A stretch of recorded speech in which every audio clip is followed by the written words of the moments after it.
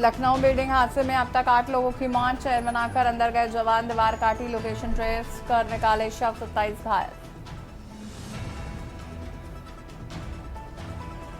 CM योगी ने building हादसे का लिया संज्ञान, अधिकारी को राहत कार्य में तेजी के निर्देश, घायलों के समुचित इलाज के निर्देश। अंबेडकर नगर दौरे पर सीएम योगी, करोड़ों की परियोजना का लोकार्पण।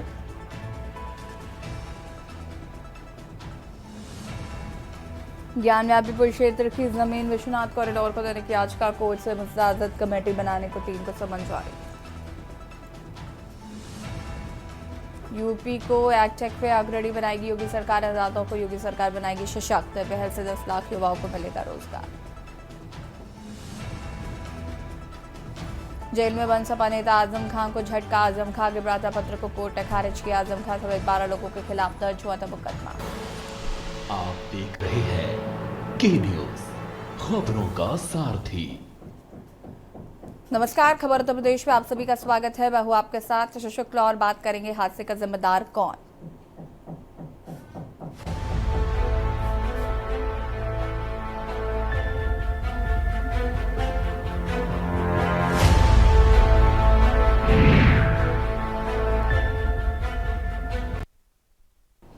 लखनऊ के ट्रांसपोर्ट नगर में शनिवार शाम करीब 5 बजे 3 मंजिला इमारत ढहने की घटना में 3 और लोगों की मौत के साथ ही इस हादसे में मरने वालों की संख्या 8 हो गई है। हादसे में 28 लोग घायल हुए हैं। इस हादसे पर डीसीपी आर.एन. सिंह ने बयान दिया है। उत्तर प्रदेश के राहत आयुक्त जीएस सवीन कुमार ने बताया कि बचाव अभियान के दौरान राष्ट्रीय आपदा मोचन बल की टीम ने 3 और लोगों के शव बरामद किए हैं। इसके साथ ही इस हादसे में मरने वालों की तादाद बढ़कर 8 हो गई है। DCP RN. सिंह ने बताया कि कल से 12 बचाव अभियान जारी है। इसमें 8 लोगों के मरने की सूचना है, 28 लोग घायल हैं, उनका इलाज जारी है। हमारा मानना है कि हम आगामी 5-6 घंटे में बचाव अभियान पूरा हो जाएगा। फिलहाल घायलों की स्थिति ठीक है। एनडीआरएफ एसडीआरएफ की टीमें लगी हैं। हमारा जर्जर थी, इस वजह से ढह गई। हमारा बचाव अभियान जारी है।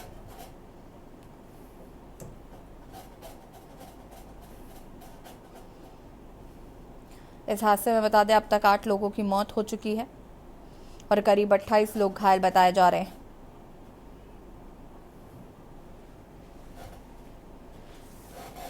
इस हादसे का मुख्यमंत्री योगी आदित्यनाथ ने भी संज्ञान लिया। ऐसी खबर पर ज्यादा जानकारी के लिए संदीप हमारे साथ जुड़ चुके हैं। संदीप, क्या कुछ जानकारी है फिलहाल इस हादसे को लेकर, अपडेट क्या है?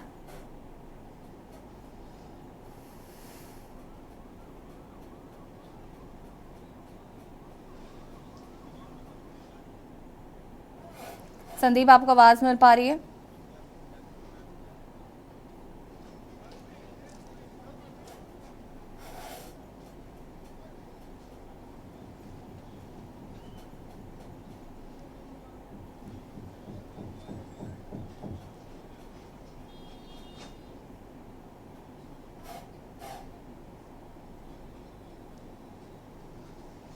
संदीप, आपको आवाज मिल रही है? ठीक है, संदीप तक आवाज नहीं पहुंच पा रही, उन्हें फिर से संपर्क करने की कोशिश करते हैं। आपको बता दें कि इस हादसे में अब तक 28 लोग घायल हुए हैं, 8 लोगों की मौत हो चुकी है। मामले का मुख्यमंत्री योगी आदित्यनाथ ने संज्ञान लिया है। घायलों को समुचित इलाज के निर्देश दिए गए हैं। मुख्यमंत्री योगी आदित्यनाथ लोक बंधु हॉस्पिटल भी आज जाएंगे और वहां पर जो घायल हैं उनसे मुलाकात भी करेंगे।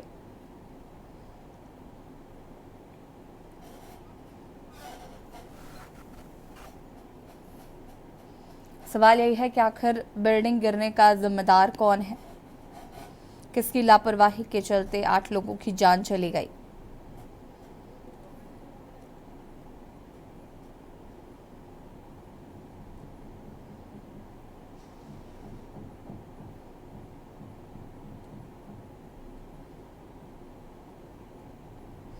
फिलहाल मौके पर आपको बता दो कि अभी भी रेस्क्यू कार्य जारी है।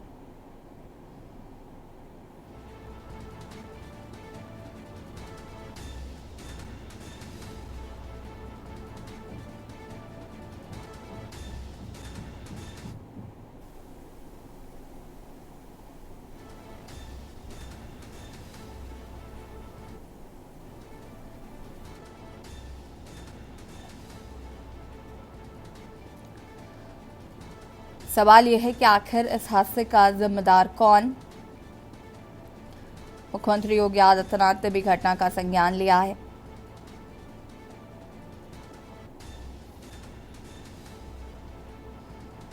और राहत बचाव कार्य में तेजी लाने के निर्देश दिए गए हैं।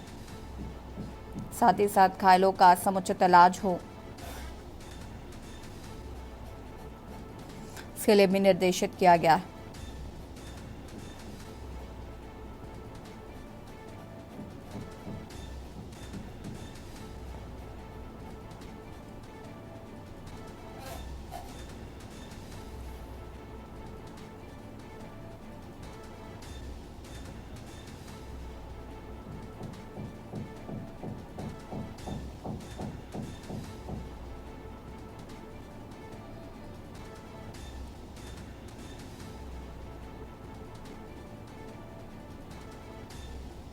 इसी खबर पर ज्यादा जानकारी के लिए संवाददाता संदीप हमारे साथ जुड़ चुके हैं। संदीप, घटना को लेकर फिलहाल क्या कुछ अपडेट है?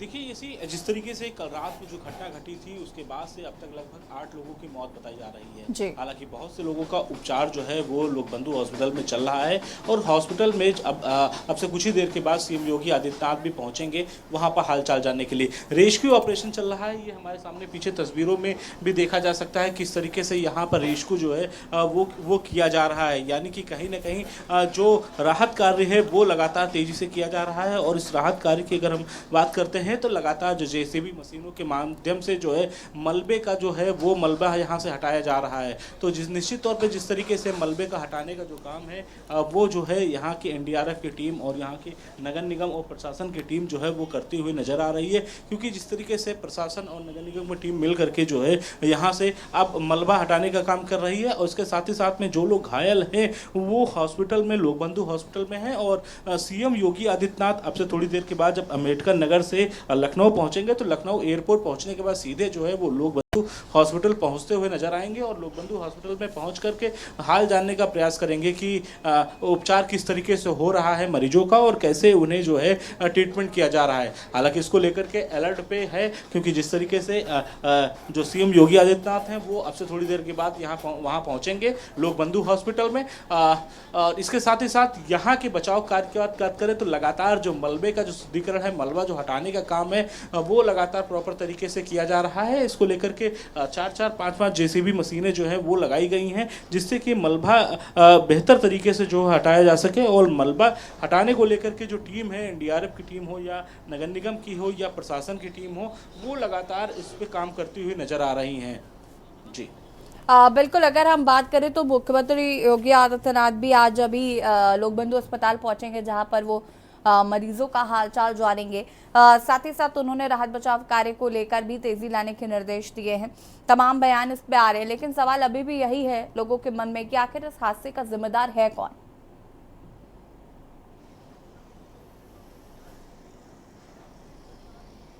देखिए, बिल्कुल ऐसे ही कहा जा सकता है कि यही वो बिल्डिंग है जब ये नीचे गिरी है तो यहाँ पर काम करने वाले लगभग 30 से 35 मजदूर थे जो कि यहाँ पे काम कर रहे थे और मौके पे यहाँ पे। और यहाँ से जो बचाव कार्य है वो तेज़ी से किया जा रहा था। तो काम करते समय जब ये बिल्डिंग गिरती है तब उसके बाद बिल्डिंग जब गिरी है तो इसमें जो लोग यहाँ काम कर रहे थे वो दबे हैं। हालाँकि ट्रांसपोर्ट के जो चौकी इंचार्ज हैं MK सिंह, उनकी तहरीर पर जो है बिल्डिंग के मालिक जो है राकेश सिंघल, उन पर मुकदमा जो है दर्ज कर लिया गया है। हालांकि अभी ये एक नाम जो है मुकदमे में दर्ज हुआ है, इसके साथ ही साथ में और जो नाम होंगे उस पे नाम दर्ज होंगे। दूसरी महत्वपूर्ण बात है कि LDA की तरफ से जो भी एक बोर्ड लगा दिया गया है वो भी LDA ने भी द्वारा जो है इस एक बगल में बनी बिल्डिंग है उसको सील कर दिया है LDA ने। लेकिन महत्वपूर्ण बातें ये हैं जो बिल्डिंग का जब काम हो रहा था या बिल्डिंग में जब इस तरीके से काम हो रहा था तो यहाँ पर उस समय LDA की टीम ने आखिर क्यों नहीं यहाँ पर आकर के निगरानी की। महत्वपूर्ण चीज़ें होती हैं LDA के लिए की लिहाज में, क्योंकि मानचित्र भी एक बहुत महत्वपूर्ण चीज़ होता है। उस मानचित्र के बिना मानचित्र के कैसे नक्शा बना दिया गया ये एक महत्वपूर्ण चीज़ें होती है। लेकिन बहुत सी चीज़ें हैं जो जांच का विषय है। इस पे सभी मुद्दों को लेकर के जांच जो है वो होती रहेगी, क्योंकि जांच जो है वो जांच करती रहेंगे। क्योंकि जिस तरीके से यहाँ पर जो हादसा हुआ है, इस हादसे के बाद से जो है 8 लोगों की अब तक मौत हो चुकी है। लगभग 12 से 13 लोग ऐसे हैं जो लगभग अभी भी जो है हॉस्पिटल में हैं जिनका उपचार उपचार चल रहा है, जिनसे मिलने के लिए सीएम योगी आदित्यनाथ अब से थोड़ी देर बाद वहाँ पहुँचेंगे। लेकिन बहुत सी चीज़ें हैं जो यहाँ पर जो देखने को मिल सकती हैं, क्योंकि प्रशासन अगर पहले भी अगर इस पर ध्यान दिया होता तो निश्चित तौर पे ऐसी जो बिल्डिंग बनी है, ऐसी जो इमारत बनी है, इस इमारत पर एक्शन होता पहले से। कहीं ना कहीं इस पे जो है प्रशासन को एक बड़ा एक्शन ले सकती थी, जिससे कि इस हादसे को रोका जा सके। लेकिन चीज़ें बहुत सी चीज़ें ऐसी थी जिन पे जो है पर्दा पड़ चुका है, क्योंकि कहा जा सकता है कि अब ये पूरी जब बिल्डिंग जब ध्वस्तीकरण होगी, पूरा ध्वस्त हो ही चुकी है पूरी बिल्डिंग, और अब ऐसे में अब बिल्डिंग का मलबा जो है सिर्फ समेटती हुई नजर आ रही है, क्योंकि बगल में जो बनी बिल्डिंग है उसको पूरी तरीके से सील कर दिया गया है। और ऐसे में जो बिल्डिंग जो सील की गई है और उसके बाद से जो है अब यहाँ पर किसी प्रकार से किसी आने जाने के लिए रोक दिया गया है, आने जाने के लिए मना कर दिया गया है, क्योंकि पूरी बिल्डिंग को एक दूसरी वाली बिल्डिंग को सील किया गया है और जो ये बिल्डिंग का जो मलबा हटाने का काम है वो तेजी से किया जा रहा है। तो ऐसे में निश्चित तौर पर प्रशासन को पहले ही इसकी जिम्मेदारी उठानी चाहिए थी कि किस तरीके से ऐसे बिल्डिंग बनी है कि आसानी तरीके से जो गिर सकती हैं, जो गिर गई हैं, और अब तक 8 लोगों की मौत हो चुकी है। हालांकि FIR दर्ज हो चुकी है और इसके साथ साथ और भी कुछ ऐसे नाम होंगे जिनके नाम की संतुष्ट मतलब जांच होने के बाद उन नामों को बढ़ाया जा सकता है। ठीक है, शुक्रिया आपका जानकारी साझा करने के लिए। और बता दें कि किसकी लापरवाही जान पर पड़ी भारी, ये बड़ा सवाल है इस घटना को लेकर। और सवाल यही है कि आखिर इस हादसे का जिम्मेदार कौन है। रुकेंगे छोटे से ब्रेक के लिए, जो हाजिर होते हैं। आप देख रहे हैं के न्यूज, खबरों का सारथी। ब्रेक के बाद एक बार फिर से आप सभी का स्वागत है। मथुरा से खबर आपको बता देते हैं, जहां पर नौझील मांड रोड पर हादसा टला। मीरपुर गांव के पास सड़क धंसने से ट्रक फंसा। लगातार बारिश से धंसी सड़क, ग्रामीणों ने चालक को बाहर निकाला। घायल ट्रक चालक अस्पताल में भर्ती है। मथुरा से खबर।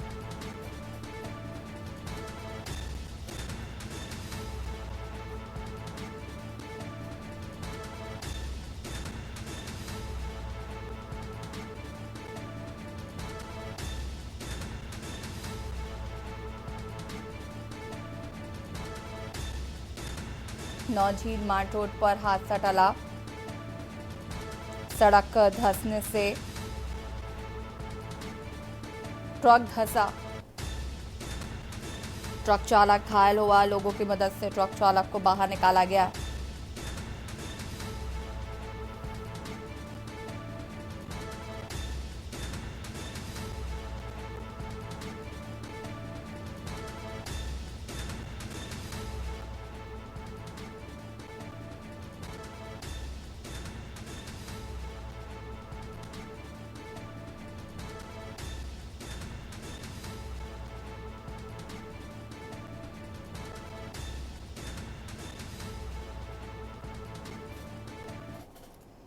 गोंडा से खबर। साकीपुर में घाघरा नदी का तांडव। देखते ही देखते नदी में समाया मकान। बीते 6 दिनों से गांव में हो रही है कटान। नदी की कटान में कई और पक्के मकान। गोंडा से खबर। देखते ही देखते नदी में समाया मकान। बीते 6 दिनों से गांव में हो रहा है कटान। लोग डर के साए में।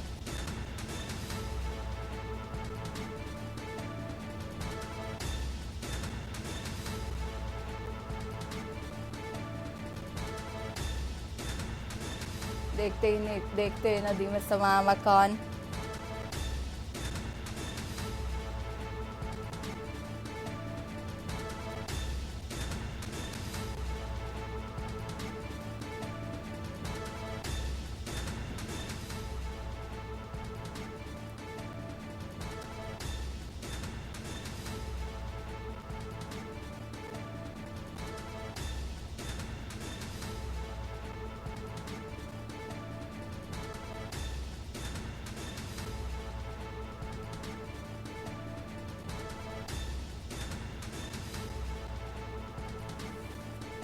साकीपुर में घाघरा नदी का तांडव।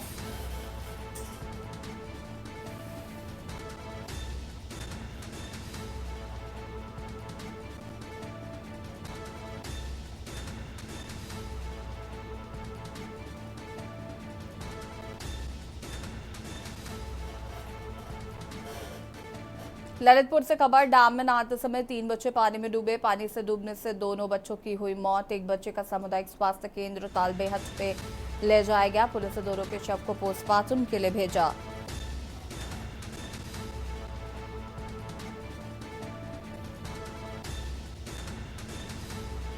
एक बच्चे का सामुदायिक स्वास्थ्य केंद्र में इलाज चल रहा है। कोतवाली तालबेहट अंतर्गत ग्राम बगारी क्षेत्र का पूरा मामला बताया जा रहा है। पुलिस ने दोनों के शव को पोस्टमार्टम के लिए भेजा।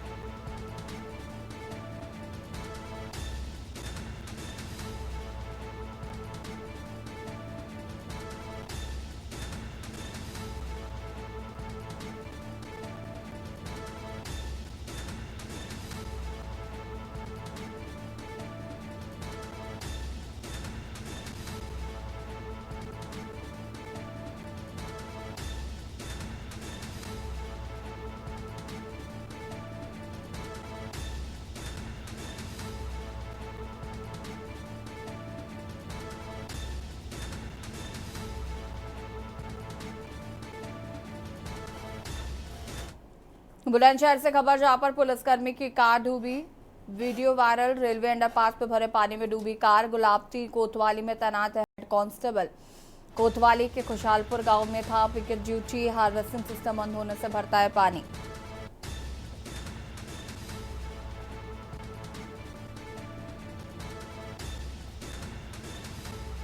गुलाबती कोतवाली में तैनात है हेड कांस्टेबल। कोतवाली के खुशहालपुर गांव में थी ड्यूटी।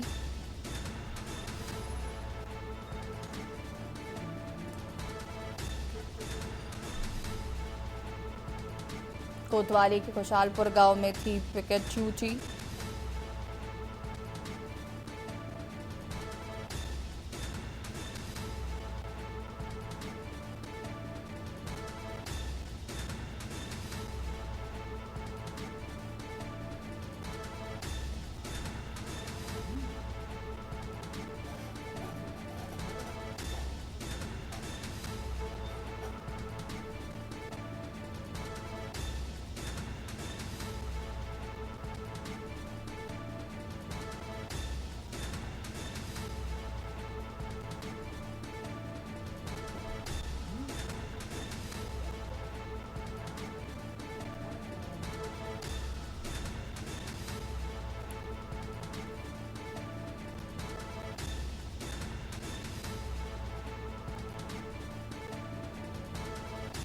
हार्वेस्टिंग सिस्टम बंद।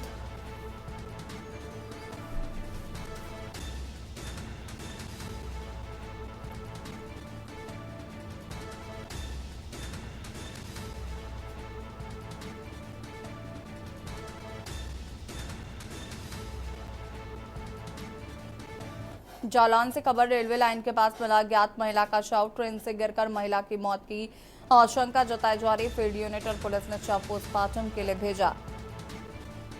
कालपी क्षेत्र का ये पूरा मामला बताया जा रहा है।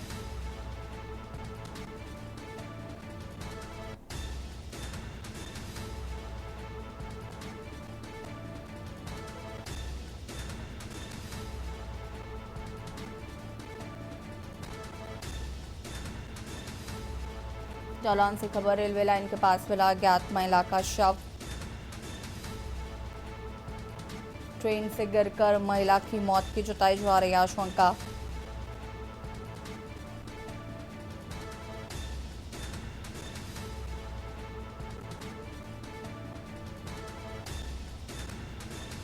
जालौन रेलवे लाइन के पास मिला ज्ञात महिला का शव।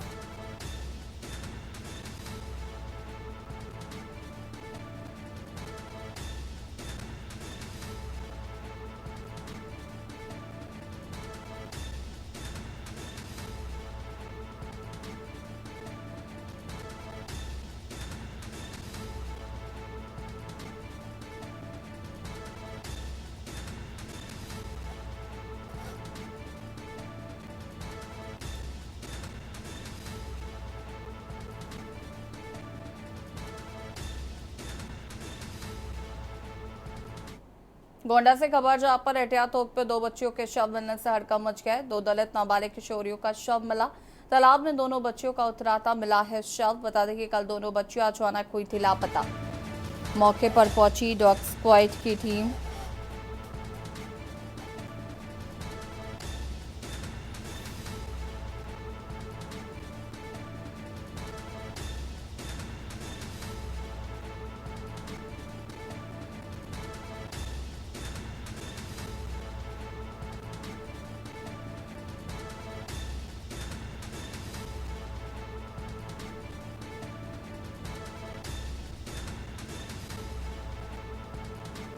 मौके पर पहुंची डॉग स्क्वाड की टीम। पुलिस अधिकारी कर रहे पूरे मामले की जांच। कोई हत्या तो कोई डूबने से बता रहा मौत।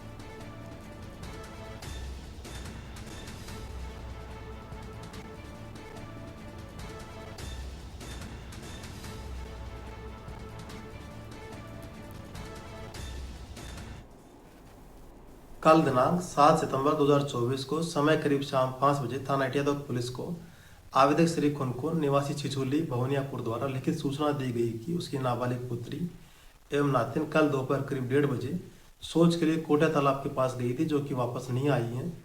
साथ ही पुलिस को उन्होंने यह भी बताया कि उन्हें शंका है कि दोनों सींग तोड़ने तालाब में ना उतर गई हों, जो कि काफ़ी गहरा है।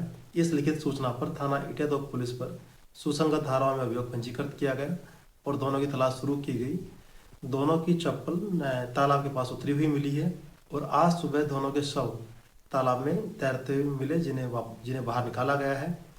मौके पर स्थानीय पुलिस एवं उच्च अधिकारीगण मौजूद हैं। शवों के पंचायतनामा की कार्रवाई की गई। प्रथम दृष्टया शवों पर चोट के कोई निशान नहीं पाए गए हैं। शवों के पंचायतनामा की कार्रवाई कर पोस्टमार्टम हेतु भिजवाया गया है। जानकारी के लिए संवाददाता राजेश जुड़ चुके हैं। राजेश, क्या कुछ जानकारी है इस पूरे मामले को लेकर?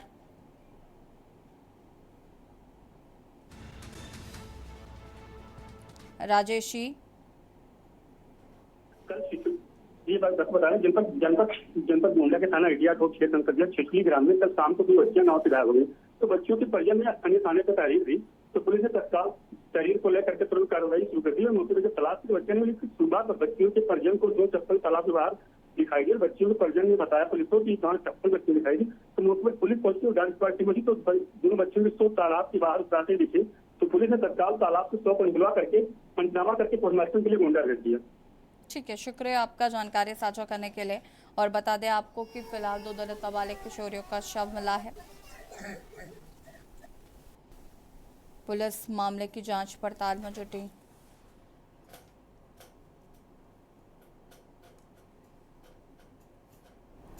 और खबर उत्तर प्रदेश में फिलहाल इतना ही। देखते रहिए के न्यूज़ इंडिया। नमस्कार।